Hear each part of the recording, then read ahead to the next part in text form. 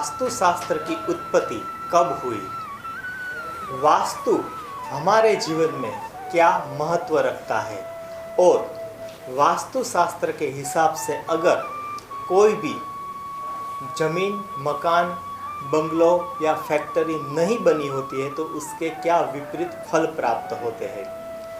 आइए मित्रों, इसके बारे में हम जानकारी लेते हैं। नमस्कार मेरे प्यारे दर्शक मित्रों, मैं हूं मिलन राजपरा।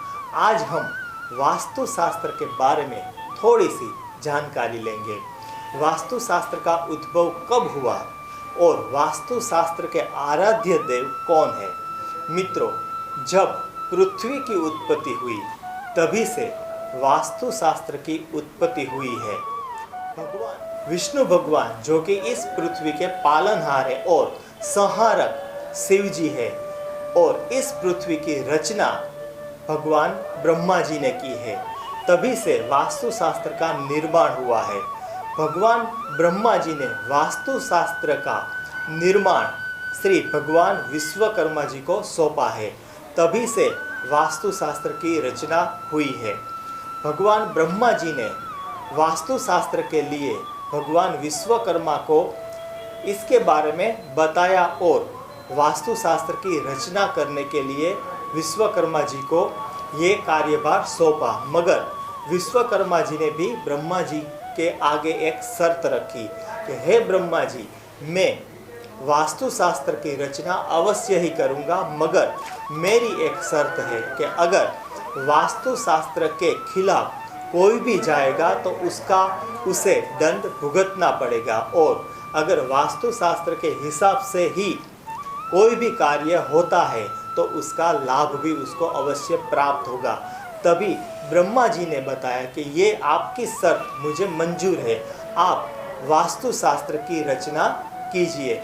तभी से ये वास्तुशास्त्र की रचना हुई है। मित्रों, कई बार मेरे पास लोग आते हैं और मुझे बताते हैं कि ये वास्तुशास्त्र तो अभी 20-25 साल से ही अस्तित्व में आया है, मगर मेरे प्यारे दर्शक मित्रों, ऐसा नहीं है। वास्तुशास्त्र की उत्पत्ति पृथ्वी की उत्पत्ति से ही निर्मित हुआ है। इसीलिए अगर वास्तुशास्त्र के खिलाफ हम कोई भी बांधकाम या तो घर, मकान, ऑफिस, फैक्ट्री बनाते हैं तो उसकी विपरीत असर हमको भुगतनी ही पड़ती है, इसमें कोई संदेह नहीं है। इसका एक छोटा सा उदाहरण देता हूँ। मित्रों, किसी के जन्म कुंडली के हिसाब से, राशि के हिसाब से अगर हम पनौती की बात करें, शनि की पनौती की बात करते हैं तो वह 2.5 साल की और 7.5 साल की होती है, यानी कि ढैया और बड़ी पनौती के हिसाब से होती है। ढैया 2.5 साल की होती है। अगर हम सोचें कि भाई ये 2.5 साल खराब जाएंगे, कोई बात नहीं, 2.5 साल के बाद तो अच्छा समय आएगा। 7.5 ही लगती है तो उसमें भी 2.5 साल के 3 तबक्के होते हैं, यानी कि पहला 2.5 साल का, दूसरा 2.5 साल का और तीसरा 2.5 साल का।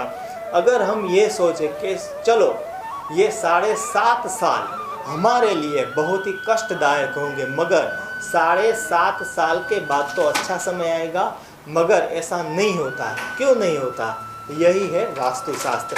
अगर वास्तुशास्त्र के खिलाफ कोई भी मकान, फैक्ट्री, ऑफिस क्या बांधकाम होता है, यानी कि बनता है, तो उसका 7.5 साल के बाद भी अच्छा परिणाम नहीं मिलता।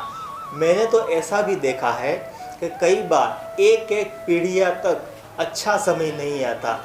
यह क्यों है? उसमें वास्तु दोष दिखाई देता है। मित्रों, वास्तुशास्त्र का बहुत ही बड़ा महत्व है। अगर हम वास्तुशास्त्र के खिलाफ किसी भी जगह पर रहते हैं तो उसकी विपरीत असर हमारे जीवन पर बहुत ही पड़ती है। ज्योतिष शास्त्र जो कि व्यक्तिगत शास्त्र है, उसमें व्यक्ति का महत्व रहता है, जबकि वास्तुशास्त्र में जो वास्तु है उसमें जो भी व्यक्ति रहते हैं उस सब को उसकी विपरीत असर या तो अच्छी असर मिलती है। इसीलिए वास्तुशास्त्र का बहुत ही बड़ा महत्व है। मित्रों, भारतवर्ष में हर मंदिर वास्तुशास्त्र के हिसाब से ही बनते हैं। मेरी आप सभी दर्शक मित्रों से विनती है कि जब भी आप कोई भी वास्तु खरीदो या तो बनाओ तो हमेशा वास्तुशास्त्र के हिसाब से ही बनाओ कि जिसकी वजह से हम उसमें सालों साल रहे तो कोई भी उसकी विपरीत असर या तो खराब असर न देखी जाए और हमारा जीवन आसानी से कट जाए। मित्रों, ज़मीन मकान या तो बंगलो हम हमारे जीवन में एक ही बार बनाते हैं, तो क्यों न वास्तुशास्त्र के हिसाब से ही बनाए। ये छोटी सी जानकारी मैंने आपको बताई है। इसके आगे वास्तुशास्त्र के हिसाब से मैं आपको पूरी जानकारी अगले वीडियो में भी दूंगा।